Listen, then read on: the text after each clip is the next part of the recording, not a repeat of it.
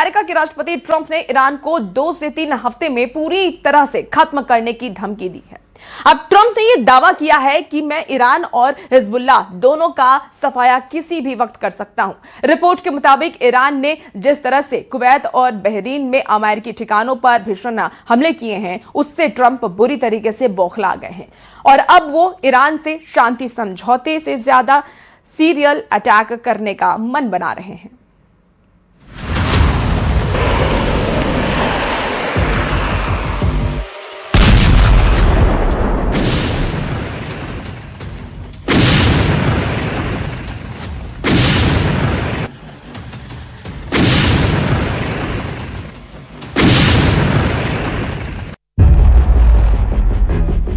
America के साथ साथ अरब युद्ध, कुवैत से बहरीन तक ईरानी हमले। पिछले 36 घंटे में अमेरिका और ईरान का एक दूसरे पर घातक हमले करना साबित करता है कि 60 दिन से सीज फायर को लेकर दोनों देशों को एक दूसरे पर रत्ती भर भी भरोसा नहीं रह गया है। दावा किया जा रहा है कि लेटर ऑफ इंटेंट यानी कि आशय पत्र जो ईरान की तरफ से अमेरिका को मिलने की उम्मीद थी, वो उम्मीद भी अब खत्म हो चुकी है। राष्ट्रपति ट्रंप और उनके कमांडरों को इसीलिए दोहरा झटका माना जा रहा है क्योंकि एक तरफ कुवैत इंटरनेशनल एयरपोर्ट के टर्मिनल नंबर 1 पर ईरान ने जिस तरह से शाहिद 136 आत्मघाती ड्रोन से घातक हमला किया, उसने कुवैत और अमेरिका दोनों के डिफेंस सिस्टम की पोल खोलकर रख दी। इस वक्त ईरान कहीं ना कहीं अमेरिका के साथ साथ अब अरब युद्ध शुरू कर चुका है। बहरीन, कुवैत और इराक में ईरानी हमलों ने अमेरिकी सेंट्रल कमांड यानी कि सेंटकॉम को भी सोचने पर मजबूर कर दिया है कि ईरान अभी भी इतने लंबे और घातक मिसाइल और ड्रोन हमले कैसे कर रहा है। ईरान ने ताजे हमलों में कम से कम 13 बैलिस्टिक मिसाइल और 17 ड्रोन से हमला किया है। दावा किया जा रहा है कि ये मिसाइल और ड्रोन हमले अकेले कुवैत पर किए गए हैं।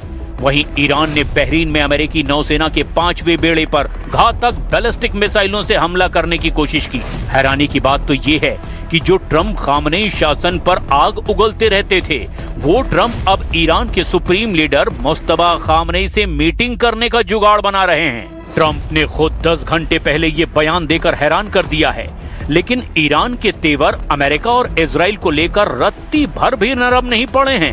ईरान के 85 सांसदों ने तो दो टूक कहा है, हम अब ICBM यानी इंटरकॉन्टिनेंटल बैलिस्टिक मिसाइलों को बनाने के बाद पहला हमला अमेरिका पर करेंगे। ईरान के पास इस वक्त इंटरकॉन्टिनेंटल बैलिस्टिक मिसाइल यानी ICBM नहीं है, लेकिन सूत्रों का दावा है कि ईरान ने इंटरकॉन्टिनेंटल बैलिस्टिक मिसाइल की तकनीक हासिल कर ली है, यानी मामला तेजी से पलटता जा रहा है। लेकिन हम शुरुआत करते हैं उस खबर के साथ जहां अब दावा किया जा रहा लगा कि अमेरिका ईरान युद्ध अब अरब युद्ध में बदल चुका है।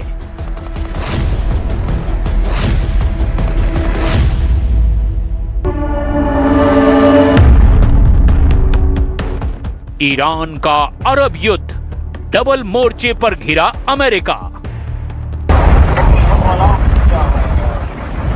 खाड़ी देशों या यूं कहें कि अरब देशों पर ईरान के ताजा हमलों से साबित हो गया कि ईरान ने अमेरिका के साथ साथ अरब देशों पर सीधे हमला करना और व्यापक अभियान चलाना शुरू कर दिया है। ईरान ने इन हमलों से अरब देशों और अमेरिका पर मनोवैज्ञानिक दबाव बनाया है कि अगर ईरान के ठिकानों पर हमला होगा तो ईरान भी अमेरिका की सबसे कमजोर नब्ज अरब देशों के दोस्त मुल्कों पर सीधा हमला करेंगे। कुवैत से लेकर बहरीन तक और बहरीन से लेकर इराक तक ईरान के हमलों से अमेरिका पूरी तरह बौखलाया हुआ है। अमेरिका के पैट्रियट और थार्ड जैसे एयर डिफेंस सिस्टम भी पूरी तरह से ईरानी हमलों को रोक नहीं पा रहे हैं, जिसकी वजह से अरब देशों में खौफ पैदा हो गया है।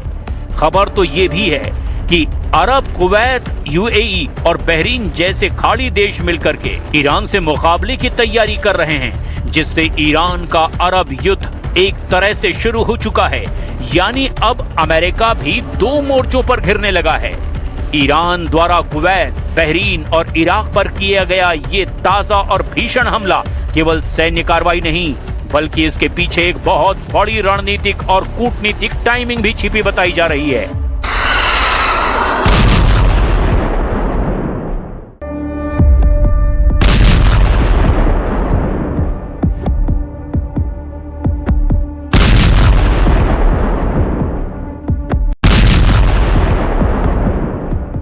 ईरान ने कुवैत और बहरीन जैसे खाड़ी देशों को निशाना बनाकर अमेरिका को सीधे युद्ध में घसीटने की बजाय उसके दोस्तों को चोट पहुंचाई है। बहरीन में अमेरिकी नौसेना का 5th फ्लीट मुख्यालय ईरान के टारगेट पर आ गया और कुवैत में बड़े अमेरिकी सैन्य ठिकाने पर हमले किए हैं। इराक के अल असद एयरबेस पर अमेरिकी सैन्य अड्डे पर भी ईरान ने हमला किया। कुवैत के इंटरनेशनल एयरपोर्ट के टर्मिनल नंबर 1 पर ईरान ने हमला किया। इस हमले से उसने सभी को चौंका दिया। ईरान ने कुवैत पर 13 मिसाइल और 17 ड्रोन से हमला किया। यही वजह है कि ईरान के हमलों से खाड़ी में खलबली मची हुई है। कुवैत, बहरीन, यूएई और सऊदी अरब जैसे देश इस युद्ध में अमेरिका का खुलकर साथ देने से हिचकिचा रहे हैं। वो नहीं चाहते कि उनकी धरती पर ईरान की मिसाइलें बरसें। यूएई का ओपेक से दूरी बनाना इन देशों की कूटनीतिक चुप्पी ये बताती है कि अमेरिका को उस इलाके में वो लोकल सपोर्ट नहीं मिल पा रहा जो ईरान को पूरी तरह दबाने के लिए जरूरी है। और यही वजह है कि ईरान पर अब अमेरिका घातक हमले उस तरह से नहीं कर रहा है जैसा वो करता रहा है। ट्रंप ने भी ताजा बयान में साफ कहा कि वो ईरान के साथ कोई ना कोई शांति वार्ता के करीब पहुंच जाएंगे। ट्रंप के ये बयान साबित करते हैं कि ईरान पर अमेरिका ताकत के बल पर अपनी मनमानी अब नहीं कर पा रहा। Negotiation itself has gone very well, actually, very well. Mr. President, It could happen. I mean, if it happens, and it might not happen. You know, who knows? But if it happens, it could happen like over the weekend. How do you define ceasefire, sir? How do you define ceasefire? Pretty much the way it is. It's a different part of the world. You know, I'd say in that part of the world, ceasefire is when you're shooting in a more moderate manner. ICBM बनाएगा Iran, America पर करेगा पहला हमला।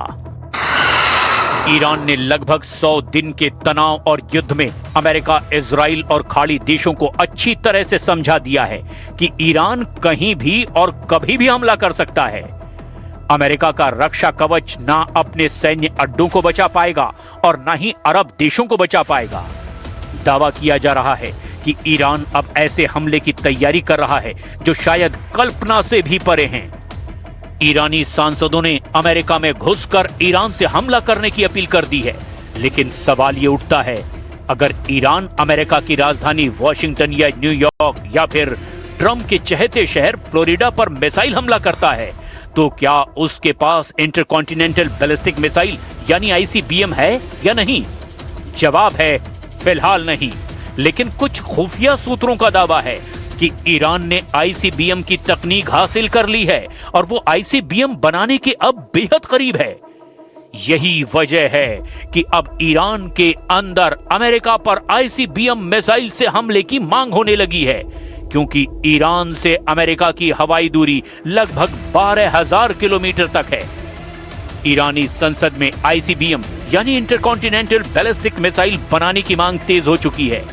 Tehran से आ रही खुफिया report के मुताबिक ईरान के भीतर इस युद्ध के बीच परमाणु और लंबी दूरी की मिसाइल क्षमता बढ़ाने का दबाव बढ़ गया है। ईरान के 85 कट्टरपंथी सांसदों ने सर्वोच्च नेता मुस्तफा खामनेई को पत्र लिखकर मांग की है कि ईरान को अब बिना देर किए इंटरकॉन्टिनेंटल बैलिस्टिक मिसाइल यानी आईसीबीएम विकसित करने की आधिकारिक अनुमति दे देनी चाहिए।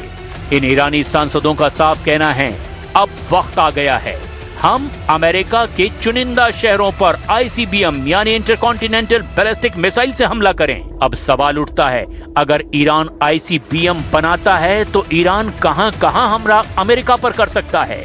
इसका जवाब है अमेरिका की राजधानी वॉशिंगटन डीसी, जिसकी ईरान की राजधानी तेहरान से हवाई दूरी लगभग 10,175 किलोमीटर है। वहीं न्यूयॉर्क से तेहरान की हवाई दूरी लगभग 9,850 किलोमीटर है, जबकि ट्रंप का सबसे चहेता शहर फ्लोरिडा तेहरान की हवाई दूरी से लगभग 11,490 किलोमीटर दूर है। साल 2019 में ट्रंप ने अपने मूल गृह राज्य न्यूयॉर्क को छोड़कर कानूनी रूप से फ्लोरिडा को अपना स्थायी निवास बना लिया था। फ्लोरिडा को ईरान अपना सबसे प्राइम टारगेट मानता है।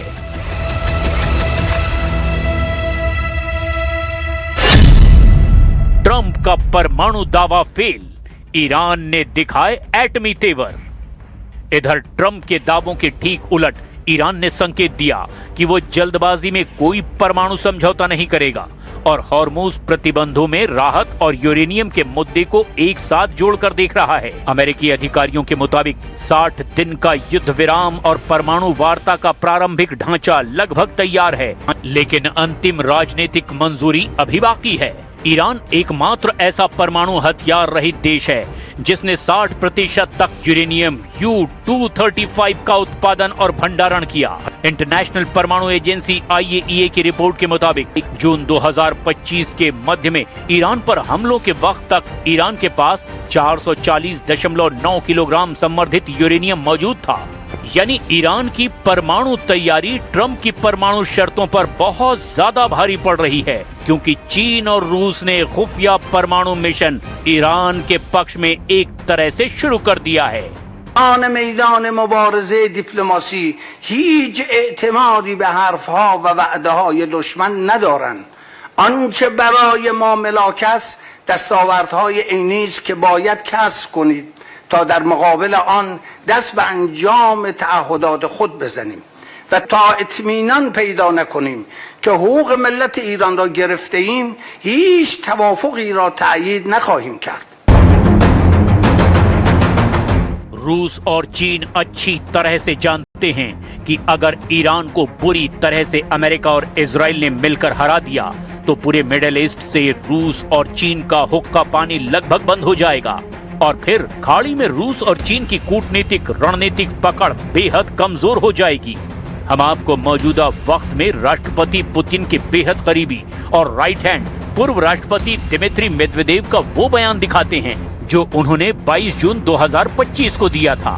ये बयान उस वक्त दिया गया था जब ईरान पर पहले राउंड के तहत अमेरिका और इजराइल ने मिलकर ईरान के फोर्दो, नतांज और इस्फहान परमाणु ठिकानों पर भयंकर बमबारी की थी।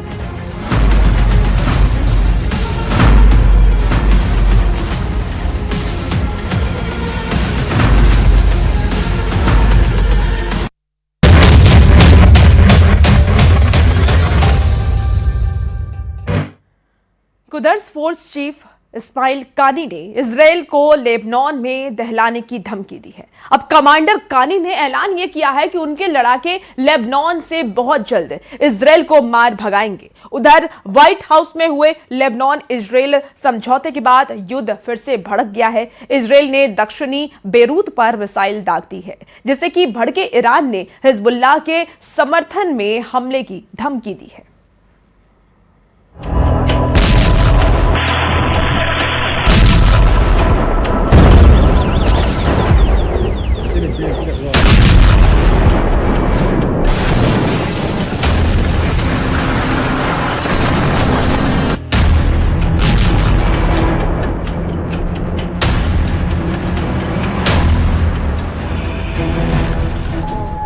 कुवैत पर बम फटे या फिर कतर पर, रियाद में बमबारी हो या फिर अबू धाबी पर, काहिरा जले या फिर मनामा, ट्रंप ने कहा मुझे कोई मतलब नहीं। सुपर पावर ने ईरान से पीछा छुड़ाने के लिए दोस्ती दुश्मनी का फर्क ही भुला दिया है। ट्रंप ने ईरान से डील की, जो रेड लाइन तय की उससे खाड़ी देशों में भूकंप आ गया है, क्योंकि ट्रंप ईरान से जिस तरह का समझौता करने जा रहे हैं उससे ईरान को दुश्मनों पर हमला करने का लाइसेंस मिल सकता है। अमेरिकी अखबार वॉल स्ट्रीट जर्नल की रिपोर्ट बता रही है कि ट्रंप फिलहाल ईरान के खिलाफ फिर से बड़े स्तर का युद्ध शुरू नहीं करना चाहते। ट्रंप ने कहा कि जब तक ईरान के हमलों में किसी अमेरिकी सैनिक की मौत नहीं होती तब तक वो ईरान पर बड़ा हमला नहीं करेंगे। वॉल स्ट्रीट जर्नल की रिपोर्ट के मुताबिक ट्रंप ने खाड़ी देशों को ईरान के छोटे मोटे हमलों को कुछ समय तक सहने के लिए तैयार रहने को कहा है। मतलब ये कि दुबई दहलती है तो ट्रंप को कोई फर्क नहीं पड़ने वाला। शारजाह में ड्रोन धमाके ट्रंप के लिए बेमानी हैं। उन्हें अब सिर्फ ईरान से एटमी डील चाहिए। लेकिन ट्रंप को अगर ईरान ने इजराइल की तरह डील ट्रैप में फंसा लिया तो क्या होगा? जैसे इजराइल समझौता करने के बाद भी बारूद बरसाना बंद नहीं कर रहा, तो फिर क्या होगा? नए समझौते का हाल जो हुआ है वही देख लीजिए। ट्रंप ने ये समझौता व्हाइट हाउस में कराया है। लेकिन इजराइल लेबनान में घुसकर मारता चला जा रहा है। जब व्हाइट हाउस में लेबनान इजराइल के समझौते का ऐलान हो रहा था, तब बेरूत की तरफ इजरायली ड्रोन का तूफान बढ़ता जा रहा था। उधर समझौता हुआ, इधर ड्रोन फटने लगे। बेरूत की चौहद्दी में भी कई बम फटे। बेरूत के दक्षिणी हिस्से में एक गाड़ी बम धमाके में धुआं धुआं हो गई। मतलब ये कि ये समझौता सिर्फ ट्रंप भर को मंजूर है, क्योंकि इस समझौते को ना हिजबुल्लाह मानने को तैयार है, ना ही ईरान ने इस कागजे सीज फायर को मंजूरी दी है। हालांकि ट्रंप गदगद हैं। उन्होंने कहा कि नेतन्याहू पर उनकी डांट फटकार का जादू चल गया। इजराइल ने समझौता कर लिया, मगर जमीनी हकीकत लेबनान में हो रहे धमाके बयां कर रहे हैं। लितानी से टायर तक जलती धरती बता रही है, ये लड़ाई ट्रंप के रोके नहीं रुकने वाली है। इजरायली हमलों के जवाब में हिजबुल्लाह ने इजराइल डिफेंस फोर्स के उत्तरी कमान चीफ की गाड़ी पर ड्रोन से हमला कर दिया। हिजबुल्लाह के मेजर जनरल राफी मेलो की गाड़ी पर दक्षिणी लेबनान के एक गांव में जबरदस्त हमला किया गया। मेजर जनरल पर हमले के बाद पता चला कि हिजबुल्लाह ने अब आईडीएफ के टॉप ऑफिसर को टारगेट पर ले लिया है। हिजबुल्लाह चीफ ने लेबनान इजराइल सीज फायर को तवज्जो ही नहीं दी है। यानी हिजबुल्लाह वही करेगा जो ईरान कहेगा। जो नया समझौता हुआ उसकी डिटेल ने ईरान को बौखलाने की कई वजह दे दी है। लेबनान इजराइल समझौते में ज्यादातर बातें नेतन्याहू के मन मुताबिक रखी गई हैं।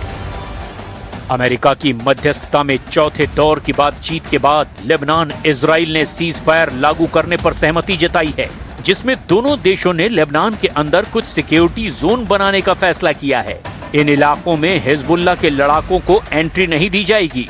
अब सबसे अहम बात ये कि सीज फायर तभी जारी रहेगा जब हिजबुल्लाह पूरी तरह से हमले बंद करेगा। इतना ही नहीं, लड़ाका ग्रुप को लितानी नदी के दक्षिणी इलाके से अपने सभी फाइटर हटाने भी होंगे। दोनों देशों ने ये भी कहा कि लेबनान का भविष्य सिर्फ उसकी अपनी सरकार और इजराइल की सरकार तय करेगी, न कि हिजबुल्लाह जैसे लड़ाका ग्रुप।